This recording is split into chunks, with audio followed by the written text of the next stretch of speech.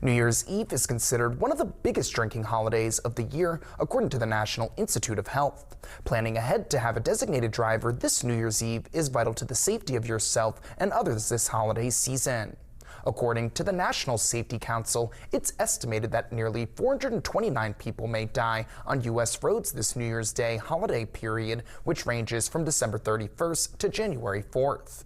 Having a designated driver is the easiest way to avoid getting a DUI or causing a community safety issue. Other options are calling a rideshare company, scheduling a cab ride with a local service, or staying the night if your event is at a friend's house. Chief Matthew Board of the Parkersburg Police Department says if you're hosting an event where there will be drinking, make having a plan for your guests to be a safe part of your preparations. It's not just police officers, but as good people, we're charged with being our brothers and sisters' keeper. And if you loved them enough to invite them to your get-together, and they're your friend or even an acquaintance, love them enough to get them home safe to where they belong. And not only will that protect them, that'll protect everybody else that is on the roads.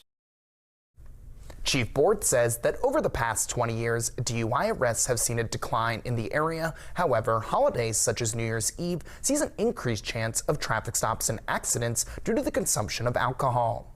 Have a plan to keep yourself and others safe this New Year's.